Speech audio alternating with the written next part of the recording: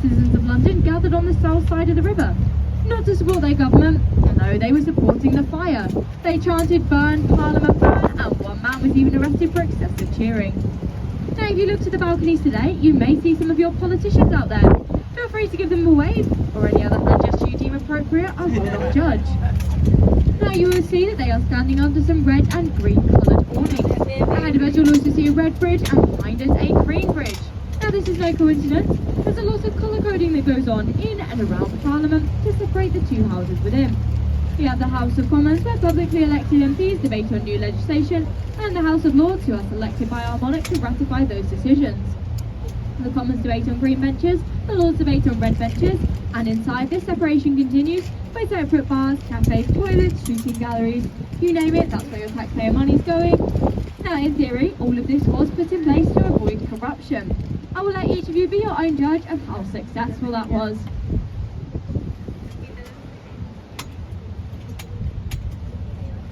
As we turn around, if you look to your left hand side, you'll see St Thomas's Hospital, one of the oldest hospitals here in London.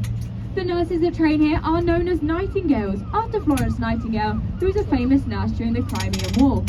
She implemented new style of nursing techniques which involve separating infectious patients from those with simple injuries.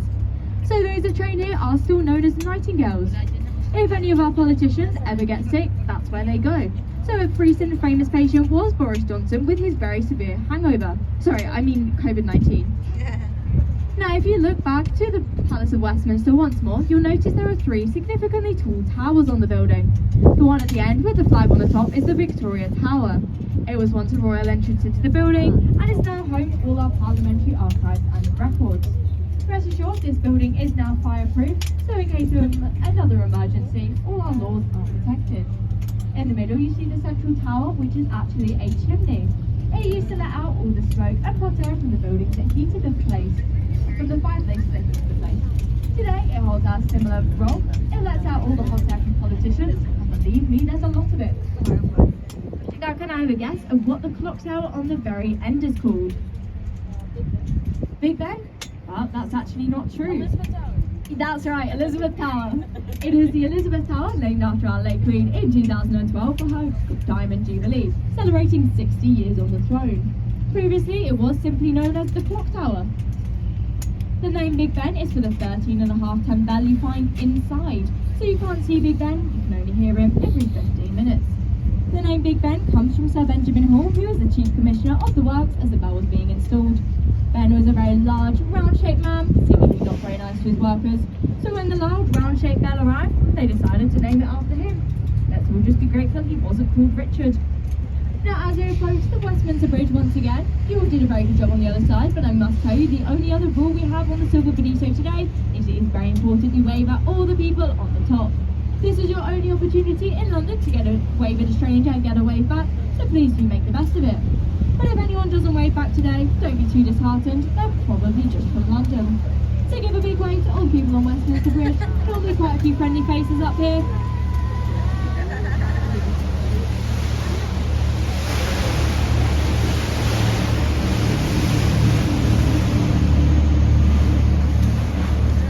Over on the right hand side we have the world famous London Eye. Standing at 135 metres tall, this is the world's tallest cantilevered observation wheel. Cantilevered means it's only supported on one side, and it's an observation wheel as a potter on the outside. This is not a Ferris wheel, it is a cantilevered observation wheel. A Ferris wheel would have two sides of support, so from this point on, the F word is now banned, as my manager gets very upset when I use that at work. The Eye has 32 fully enclosed pods, one for each borough of London. But if you find yourself on pod number 33, don't be alarmed, we're not trying to play any tricks on you. We have removed pod number 13, as Londoners are very superstitious. They didn't fancy their chances being 135 metres in the air on this unlucky pod, so we have removed 13. The Eye was designed by Mark Barfield Architects and originally entered into a competition held to find a new landmark to mark the millennium. This design came in second place. But British Airways liked the design so much they offered to fund it themselves. It cost £75 million, but they made this profit back within the first 2 years of operation. The next bridges we're approaching are the Jubilee footbridges and the Hungerford Railway Bridge. The Jubilee footbridges were built in 2002 to celebrate our late Queen's Golden Jubilee. And the Hungerford Railway Bridge in the middle takes trains directly into Charing Cross Station. That station was designed by Terry Farrell and opened in 1980. His design is meant to look like a steam engine emerging from smoke, but I just see a big poster, so clearly art is interpreted.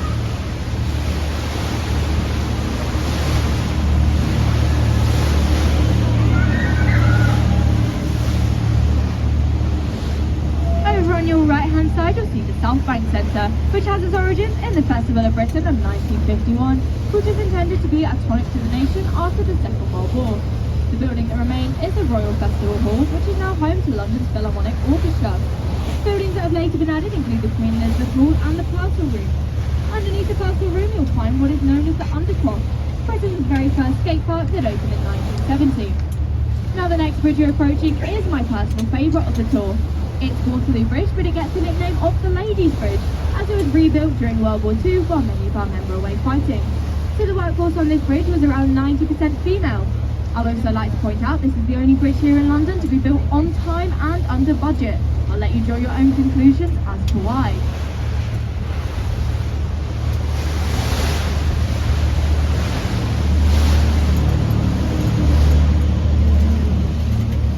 The building on your right hand side with the electronic screen is the National Theatre. Like many buildings along our South Bank, it has been designed in the style of brutalist architecture. In fact, that building has been voted as the ugliest building in England, with our own King Charles describing it as looking like the back end of a nuclear power station.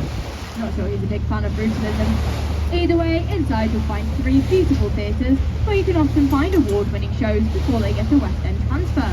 So for any theatre lovers we have on board today, this is where you can get West End quality shows without those West End prices. The building ahead of us on the right hand side with the red bricks and white stripes, as you may be able to guess, was once owned by the company Oxo. Now if you don't know who Oxo are, they make the British stock cubes, and if you don't know what stock cubes are, have a look in any British person's cupboard and you'll quite likely find some. Now if you look at the tower on the top, you may think it spells out the company's name, but on a technicality, I can tell you that's not true. It spells nothing at all. The river we are on is a royal highway, which means it's illegal to advertise on. So when Oxo put up that tower in 1930, they were inevitably taken to court. Luckily for them, they hired a very clever lawyer, who stood there in court and said, no, that doesn't spell out our company's name. We just ordered a random set of geometric shapes that happened to be 2 circles and a cross. The judge said, yeah, okay, and Oxo remained the only company to legally advertise along the Thames. Over on your left-hand side, you'll get your first great views of St Paul's Cathedral, the second largest stone cathedral in the world, following St Peter's in the Vatican. This is the 5th iteration of St Paul's. Previous, at the time of construction, was the tallest building in the world until it burnt down in the Great Fire of London in 1666. The one you see today was built by Sir Christopher Wren and stands at 365 foot tall, 1 foot for every day he believed you should be worshipping Christ. Now the next bridges we're approaching are the Blackfriars Bridges. The name Blackfriars comes from a Dominican priory that was on the north side of the river. The monks here wore black mantles over the robe, giving them the name of the Blackfriars. If you look at the stone columns on the front of the bridge, you may see they're adorned with birds. On this side you'll find freshwater birds, and on the other side you'll find saltwater birds, because this is the place in the river where the Victorians believed salt and freshwater mix. Now we do actually know that happens about 9 miles back in Richmond, but that's all water under the bridge now. Feel free to give a wave to anyone on the top.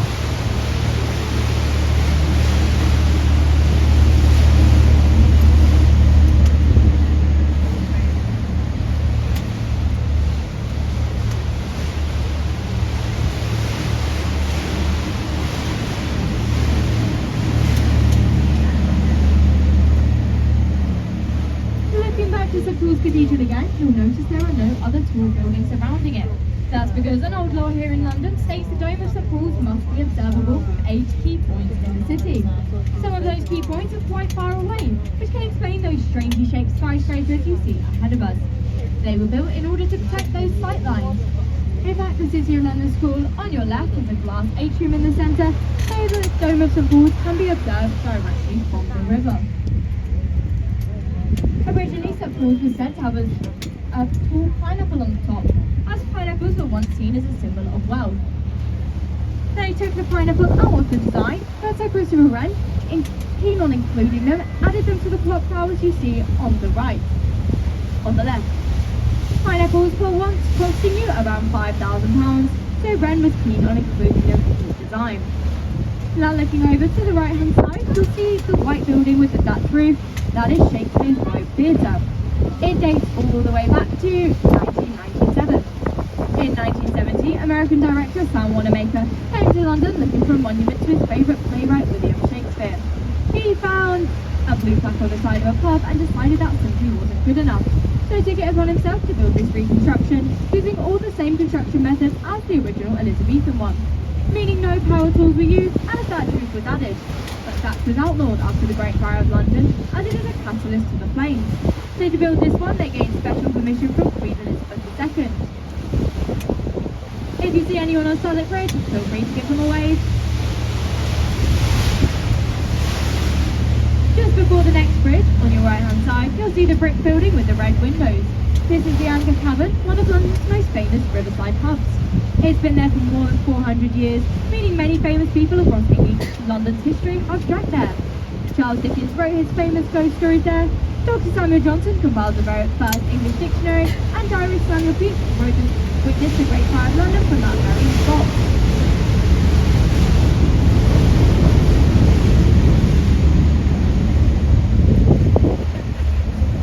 Speaking of the Great Fire of London again, on your left hand side, between the two buildings you may be able to see a stone column with a golden orb at the top. This has the very creative name of the monument, as it's a monument to the Great Fire of London. It was also designed by Sir Christopher Wren, as he wanted a place for Londoners to go up and watch their city being rebuilt around them. The monument is the tallest freestanding column in the world. It can still go up if you climb the 311 stairs, as there is no lift. But from the top you get great views of the City of London and a nice certificate to say you climbed the monument. They say if you lay the monument down flat, it will point directly to Pudding Lane, where the Great Fire of London first started.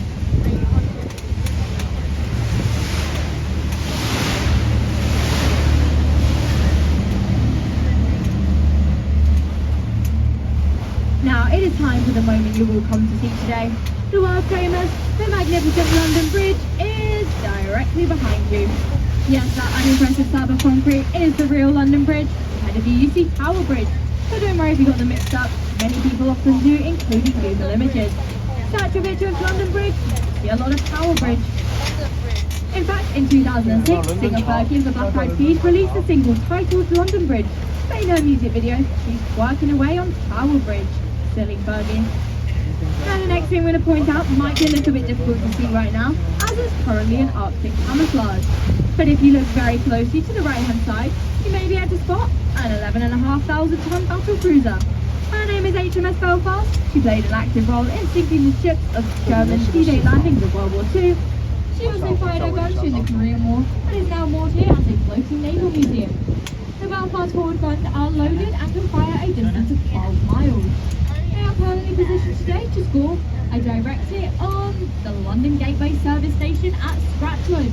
So for anyone that drove in today, I would definitely recommend planning your toilet trips home accordingly. Now as we approach the real London Tower Bridge, I will move out of your way, but I will just ask everyone on the upper deck to please remain seated for me. Make sure you just stretch your arms nice and high, but remain in your seat. Tower Bridge was designed by Horace Jones and opened in 1894. It's a vascular bridge, which means the two mats in the centre can rise open, allowing two ships to pass through. On its opening year, these vasculars rose about 6,000 times. They open far less frequently today, 1 to 2 times a day if you're lucky, but for anyone that has a full enough boat, they will open Tower Bridge for you, as river traffic has right of way over road traffic in London. The only exception to that is the day of the London Marathon, and it'll be quite hard to run across an open bridge. Maybe make it more exciting for spectators, but it is the one day it remains closed. Now Tower Bridge is subject to an old sailor's legend. They say if you wave at someone on Tower Bridge and receive a wave back, you'll get 5 years of good luck for the entire boat. So after the last few years we've had, give your best wave and cheers to all the people on the shore and all the people that watch the last. So up there we have Hamlet.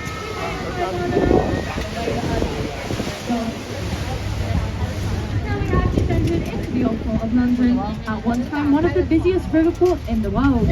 There's a time there were so many ships here to go across the river, hopping from boat to boat without getting so much as a toe wet. The buildings on the right hand side, Butler's Wharf and the Spice Market, were once old warehouses, with wharf meaning warehouse at riverfront. Today we no longer need them for that, so in classic London fashion they've been turned into luxury apartments. A single bedroom apartment here will set you back £3.5 million. Now as we turn around you will of course get your excellent photo opportunities of the day, a picture of Tower Bridge with the river and the City of London behind, and even a blue sky peeking through. I will just remind everyone on the upper deck, please do remain seated. It's very important Captain Steve can see where he's going. But as we turn, I'll tell you a nice story about a foggy day in 1964. There was a bus driver named Albert Gunter driving his double-decker bus along that bridge. As he approached the centre, he noticed it was beginning to rise beneath him. Albert had to make a split-second decision as the lives of all the people on board were at stake. Does he continue or does he come to a stop? Albert decided to risk his luck and decided to jump the gap which had opened to about 3 metres wide. Luckily, Albert landed safely on the other side, so everyone on board survived. Albert is now a local hero. In fact, 2 people on board were getting married later that year. Albert was invited to be the best man and even drove the bride to her wedding in his bus. Tower Bridge was originally painted brown, as is Queen Victoria's favourite colour, of course the colour of chocolate. Queen Elizabeth II decided a more traditional red, white and blue would be more appropriate. But the steelwork you see is from the original. Now the stonework you see on Tower Bridge is purely cosmetic. The bridge can stand on its steel framework completely fine, but this Cornish granite was added later so that the bridge would match the Tower of London, which will be coming up on our right hand side in just a few moments.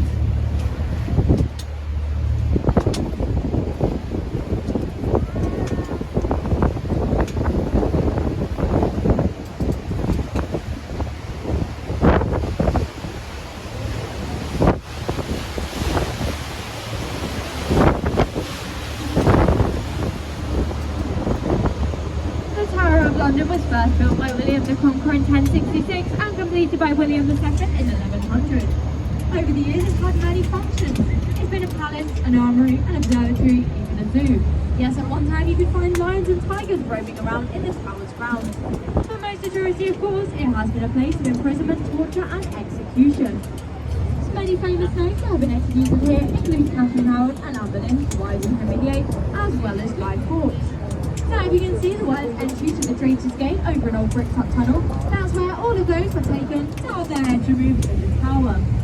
Now despite what you may think, there were only 22 executions that ever took place within the tower's grounds, as it was a courtesy for royalty just before their death. Guy Fawkes was the only commoner ever to be executed there. Any other commoners, however, would be executed just outside on Tower Hill in front of a public crowd. Now there's a weird point in London's history where public executions were still taking place and they'd invented the London Underground. So could you imagine taking your family on a nice day out to watch someone being hung via the tube? It would definitely be a very different escalator coaster. Now if you were to visit the Tower of London today, you won't see any executions, but with your entrance you may see the crown jewels. They are guided by the Year of Warders, more commonly known as the Beefeaters. Now for anyone planning on visiting the tower, I wouldn't recommend booking a tour in advance. If you were to speak to the Year of Warders very nicely, they'll be more than happy to give you a tour for free of charge. They live and work inside the grounds, so their history is absolutely unmatched and their tours are excellent. There is a saying here in London that goes, if you are to take any tour guide you find in the city, you'll receive 10 years of good luck. So keep that in mind if you find yourself over there. Over on the left hand side, you'll see the world famous Shard. Standing at 309 metres tall, it is one of Europe's tallest building. It was designed by Renzo Piano and opened in 2012. It's now home to offices, cafes, restaurants, a 5-star Chateau hotel, a viewing gallery and even some apartments. That's right, you can live in the Shard if you have on the street £3. Now before anyone goes and makes any impulse purchases, just a few things you should know about life in the Shard. Number 1, you won't have access to a garden. Number 2, you can't keep any pets. And number 3, you can't open a window. So number 4, well I might be your neighbour as he is rumoured to own the penthouse suite. Not sure if that's worth £43 million, that is up to you. Over on your right hand side you'll see some of London's other famous skyscrapers. Now would you like to nickname our some buildings here in London? So some of the ones in the City of London include the Walkie Talkie, the Cheese Racer, the Scalpel and the Gherkin. I'll let you work out which. Just a clue though, the Walkie Talkie is the big one closest to us on Fenchurch Street. At the top you'll find something into the Sky Garden, which is a free to enter viewing gallery. All you have to do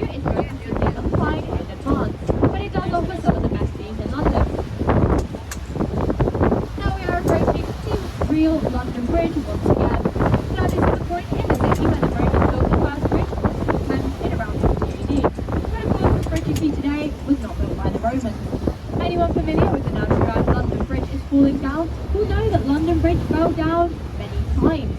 The one you see today has been there since about 1970. In 1960, we noticed our Victorian London Bridge was beginning to sink, so we decided we wouldn't use it anymore and we'd sell it to an American. An American man named Robert P. Clark bought London Bridge from us for $2.5 million. He shipped it brick by brick over to Lake Havasu in Arizona, where it now stands reconstructed as a tourist attraction. So you can cross London Bridge here in London, and you can cross London Bridge in Arizona, should you find yourselves out there. Now there is a saying that said that Robert McCulloch thought that he was buying Tower Bridge from us, as when he bought the bridge there was no internet. He strongly denies this, but I don't understand why he spent $2.5 million on a bridge that looks like this. If you don't believe me that this is the real London Bridge, feel free to look to your left, look to your right as we pass under, you'll see it's engraved in the stone. It has to prove itself as London Bridge.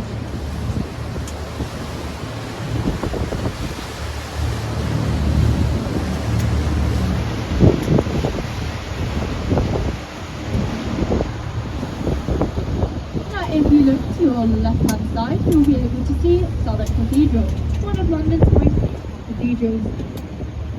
And just past that, on the other side of that building, you'll be able to see a pirate ship under a lot of scaffolding. That is a replica of Sir Francis Drake's Golden Hind. Francis Drake set sail from Plymouth and became the first Englishman to circumnavigate the globe, although he did so kind of by accident. His original aim was to go round the world, stealing lots of gold from Spanish and Portuguese ships returning from South America. Now Drake was such an excellent pirate, and he was so good at this. Once he got so far around the world, he realised he simply couldn't turn around and face all those angry Spanish again. He had to continue in a straight line until he came back to England on the other side. Now when he returned, how do you think we punished him for his crimes?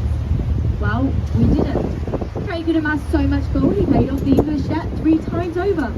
Queen Elizabeth I was so happy she awarded him with an estate and a knighthood. So it just goes to show, crime pays, if you have friends in the aristocracy. Now if you look to your right hand side, just under Camden Street Railway Bridge, you can see the windows directly into a sauna. You do see some very interesting sights here on a Tuesday morning. Feel free to give them a wave as they can see out at you while walking in.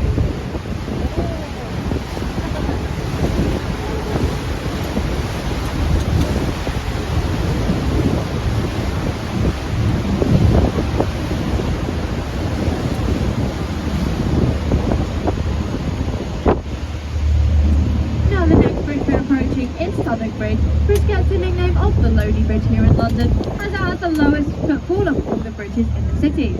It connects nothing of interest on the left to nothing of interest on the right, and Google Maps generally avoids it.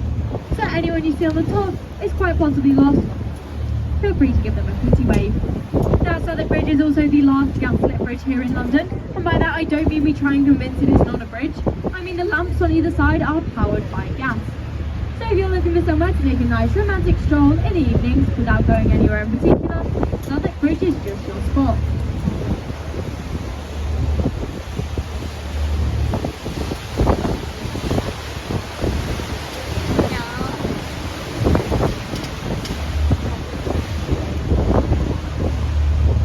Now you may remember me earlier talking about a competition that was held to find a new landmark for the millennium. While the bridge ahead of us is the design that won that competition. Millennium Bridge beat the London Eye. But if you were to ask any Londoner, they might refer to it as the Wobbly Bridge. That's because on its opening weekend in June of the year 2000, around 160,000 people crossed that bridge. As they crossed, they noticed a sway so severe that people were falling over and throwing up off the sides. 3 days later, the bridge had to be closed by the police. Now the designer of this bridge was a man named Norman Foster. Norman was not from London, he was from the north of England. So when he was questioned about what on earth had gone wrong with his bridge, he stood there proudly on live television and said, no, that has nothing to do with my design, it's to do with how you Londoners walk. Apparently we march everywhere and that had caused the sway. Not sure if that's true, but NASA had to close the bridge for 2 years while they installed 91 earthquake dampeners along the bottom to remove the wobble. Now you could say this has inspired some of Hollywood's features of this bridge. Anyone familiar with Harry Potter and the Half-Blood Prince will recognise this bridge as it was attacked and destroyed. Anyone familiar with Guardians of the Galaxy will recognise this bridge as it was attacked and destroyed. And anyone familiar with London is Fallen will recognise this bridge as, you guessed it, it was attacked and destroyed. doesn't have a very good track record. Now just a bit of trivia for you Harry Potter fans. If you are very familiar with the books, you may know that the Half-Blood Prince is set in 1997, but this is the Millennium Bridge, so clearly the math there isn't working out. Feel free to give anyone on top a wave, as this is quite a friendly bridge normally. On the left hand side of the bridge you'll see the building with the 325-foot chimney. This was once the Bankside Power Station until it closed in 1980 due to pollution. It reopened in 2000 as the Tate Modern Art Gallery and is now the world's largest collection of international modern art. Now I did mention we like to nickname our tall buildings here in London, so the building you see ahead on the left hand side is one of our newest additions. Its official name is Number 1 Blackfriars, but some suggestions have been the Baby Bump, the Boomerang, the Cocktail Shaker, but the one that seems to be most popular of all is the Kim Kardashian. I'll let you make your own assumptions as to why.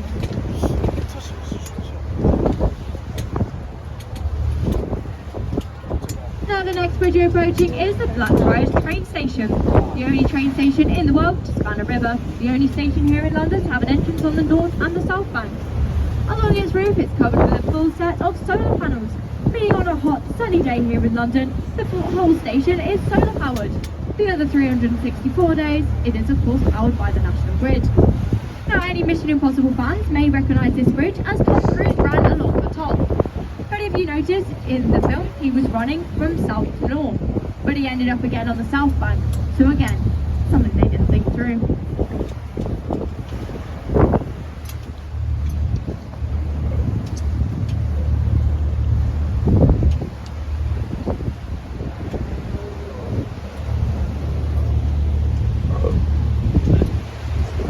She said they can die.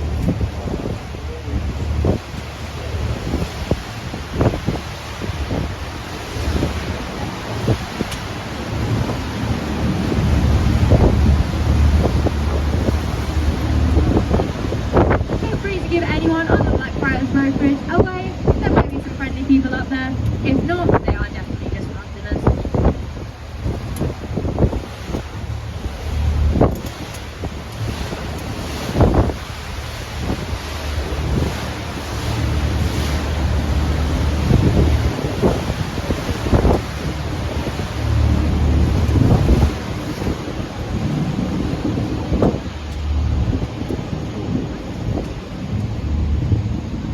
If you look to your right hand side on our embankment, you'll notice a lot of construction work going on. You may be wondering, is this a new tube station? Maybe a new skyscraper? The London Eye 2.0? Well, I can tell you it's none of these. This is London's very own Super Pooper. By that I mean it's an upgrade to our sewage system. The Victorians created their system in about 1850 and theirs managed to waste up to about 3 million people. To put things into context, the population of London today stands anywhere between about 8 to 9 million people, so we are well overdue an upgrade. Now the Victorians had to build their sewage system in about 1850 after an event known as the Great Stink. Previously, all the waste here in London used to flow directly into the river, meaning on one hot sunny day, all that waste heated up and fermented. It caused such a stench so bad, 50% of London relocated and Parliament closed. Now, if you know anything about the British government, you'll know nothing gets done until it affects a politician personally.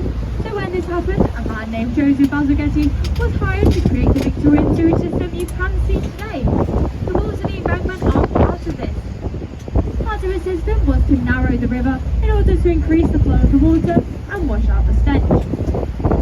Now, Joseph's work is one of the reasons why the Thames is the cleanest urban river in the world. Now, I know, I look at your faces, no one believes me.